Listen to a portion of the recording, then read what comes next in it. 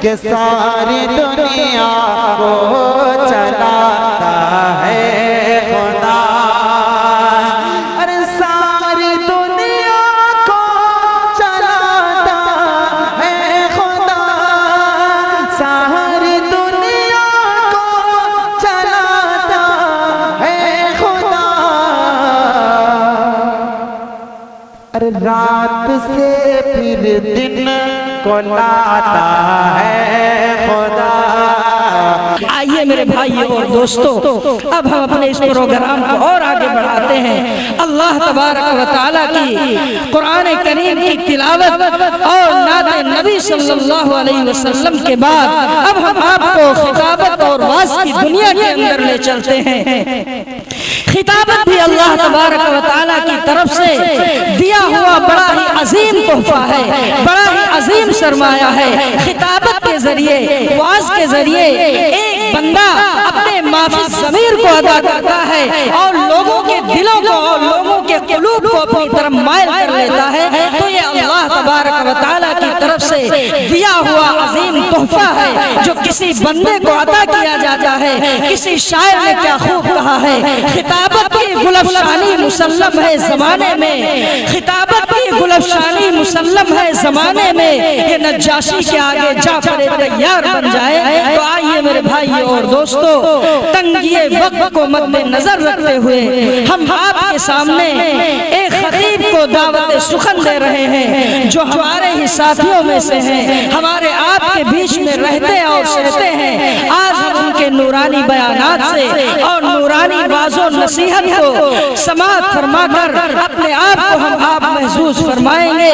इससे मेरी मुराद हम सबके साथी, हमारे साथी कारी मोहम्मद लुकमान साहब हैं। मैं उनसे अर्ज करता हूँ कि अपनी खिताबत से हम सामईन के कुलूब को मुनव्वर व मुजल्ला फरमाएं। आपकी खिताबत के लिए मैं आपको 10 मिनट का वक्त देता हूँ कि 10 मिनट के अंदर आप अपने कीमती बयानात और अपने वाज़ो नसीहत से, फंदो नसाहे से हम सामईन को महसूस फरमाएं। कारी मोहम्मद लुकमान साहब मद्दज़िल्लहुल आली माई। अस्सलामु अलैकुम। अल्हम्दुलिल्लाहि रब्बिल आलमीन वस्सलातु वस्सलामु अला सय्यिदिल अंबिया'i वल मुरसलीन व अला आलिहि व अस्हाबिहि व अज़वाजिहि व ज़ुर्रिय्यातिहि व अहलि बैतिहि अजमईन। अम्मा बाद फ़अऊज़ु बिल्लाहि मिनश शैतानिर रजीम। बिस्मिल्लाहिर रहमानिर रहीम। लक़द कान लकुम फ़ी रसूलिल्लाहि उस्वतुन हसनह। सदक़ल्लाहुल अज़ीम। अल्लाहुम्मा सल्लि अला सय्यिदिना व नबिय्यिना व मौलाना मुहम्मद व बारिक व सल्लिम। अज़ीज़ान मोहतरम, बमौका शादी खाना आबादी का ये प्रोग्राम है।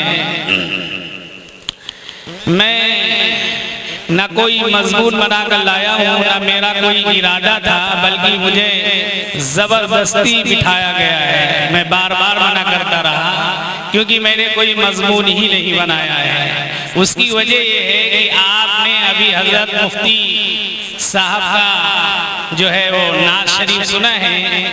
तो मुफ्ती एहसानुल्लाह साहब जो हमारे दोस्त हैं वो कहने लगे कि मुफ्ती साहब को फिर लाया जाए। तो लाने का मतलब अगर लाना है तो आपको ब्रेकर बनाया जाए। तो हमें ब्रेकर के तौर पे पेश किया है। जो है हम अभी थोड़ा 10-5 मिनट बोल देंगे तो आपको फिर मुफ्ती साहब को आपको सुनने का मौका मिल जाएगा। शादी का ये प्रोग्राम है। शादियाँ आजकल बड़ी मुश्किल से हो पाती हैं।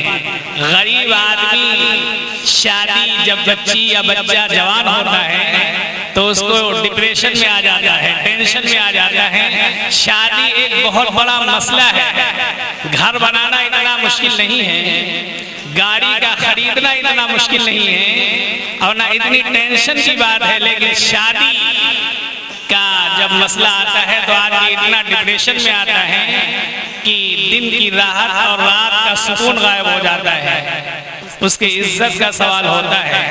हत्ता कि शरीयत इस्लामिया ने हजरत मुफ्ती साहब बैठे हुए हैं, उलमा भी बैठे हुए हैं, मैं जिम्मेदारी के साथ कहता हूँ कि इस्लाम ने, शरीयत ने शादी को बड़ा आसान तरीके से पेश किया है।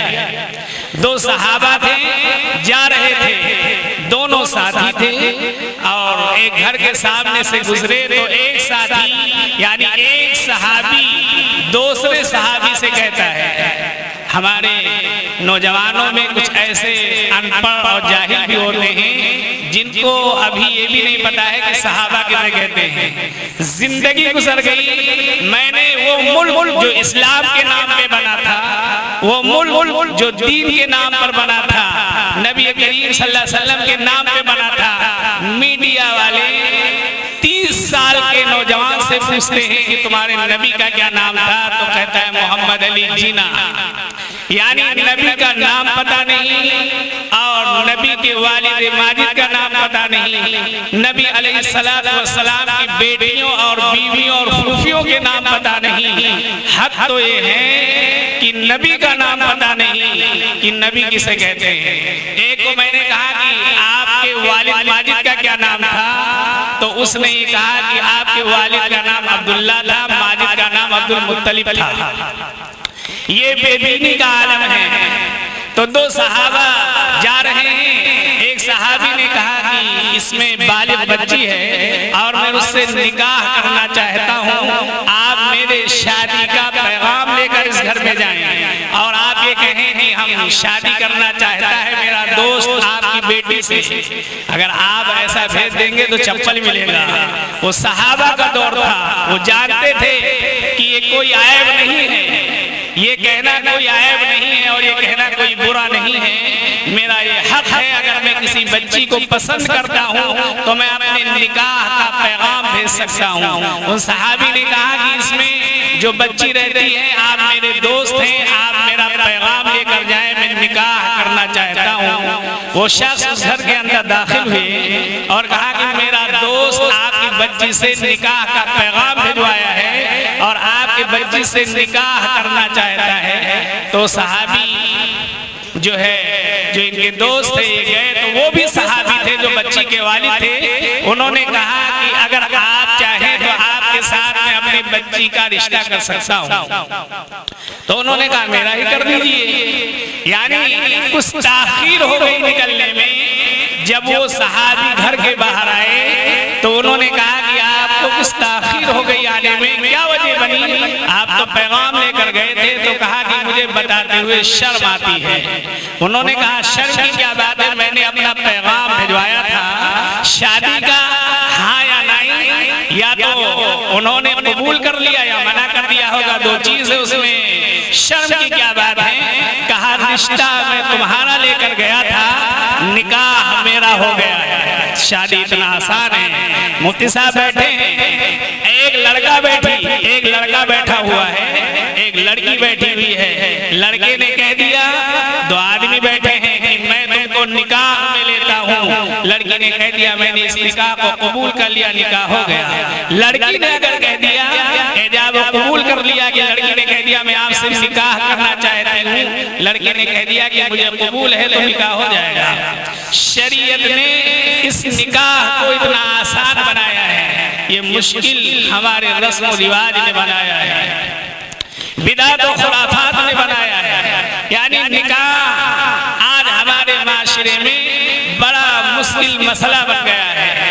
इतना मुश्किल नहीं था, शरीयत ने बड़ा आसान किया था, लेकिन हमने दीन को ना पढ़ा ना दीन को समझा। आज ये निकाह हुआ,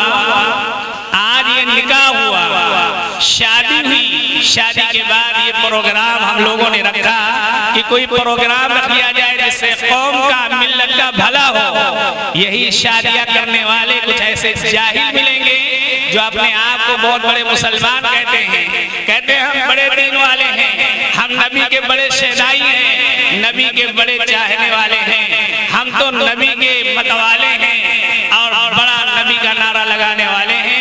लेकिन उनकी शादियां गाने बजाने से शुरू होती हैं, गाने बजाने पे बंद होती हैं। जिस चीज को मिटाने के लिए अल्लाह के आखिरी नबी आप अलैहिस्सलातु वस्सलाम तशरीफ लाए थे, ये उम्मत उसी को फरोग दे रही है, उसी अमल को कह रही है। अगर उसे मना करो तो कहते हैं कि ये तो शादी का मौका है और जो है एक ही मर्तबा खुशी का मौका मिलता है, तुम हमें क्यों मना करते हो।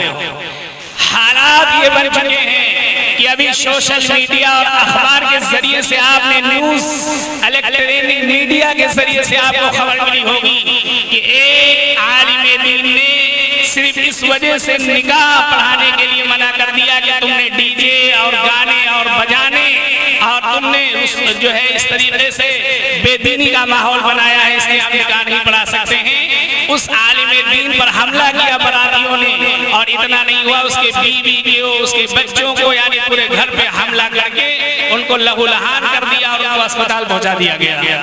ये पोजीशन बन गई है, यानी उन्होंने कहा कि मैं ऐसा निकाह नहीं पढ़ा सकता हूँ। यहाँ की कमेटी ने, यहाँ के लोगों ने ये मशवरा किया है कि जिस निकाह में गाना बजाना डीजे बजाया जाएगा उसका निकाह हम इमामों ने मशवरा किया है कि नहीं पढ़ाएंगे। इसके कहने की वजह से उसके घर पे हमला किया गया, उनका सर फाड़ दिया गया, उनके बीवी बच्चों पे हमला किया गया। ये कौम कहाँ जा रही है, जिहालत की खद है। बेशुमार वाक़यात हमारे ज़हनों में है, मैं आपको सुना सकता हूँ, लेकिन मौका नहीं है। तो शादी को अल्लाह ने और नबी करीम सल्लल्लाहु अलैहि वसल्लम ने, नबी की शरीयत ने बड़ा आसान किया था, लेकिन हमने मुश्किल कर दिया। काम वो करो जिससे कौम का, मिल्लत का, लोगों का भला हो। ऐसे काम करने से कोई फायदा नहीं है जिससे पैसे भी उठें और अपनी आखिरत भी खराब हो। ये सिर्फ और सिर्फ बेदीनी का नतीजा है। और आप बहुत करना चाहेंगे, लेकिन घर में जो मस्तूरात हैं, जो हमारी औरतें हैं, अगर उनके अंदर दीनदारी नहीं होगी, उनको कुरान का इल्म नहीं होगा, हदीस का इल्म नहीं होगा, दीन अगर उनको नहीं पढ़ाया होगा, तो आप कितने भी बड़े तहज्जुद गुजार हो, आप कितने बड़े नेक हो, आप कितने बड़े बिहारी और नमाजी हो, घर के चौखट तक ही आपका हुक्म चल सकता है, घर के अंदर चल नहीं सकता है। अगर आप चलाएंगे तो लड़ाई झगड़ा मारपीट और खुराफात होगा।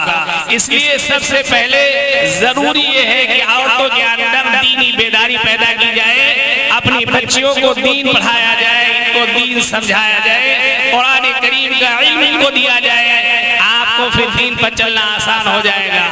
आप बड़े दीनदार हैं, आप बड़े नेक हैं, लेकिन घर के अंदर अगर बेदीनी है आपका चल नहीं सकता है, बल्कि आप चलाना चाहेंगे तो मारपीट की नौबत आनी ही आनी है।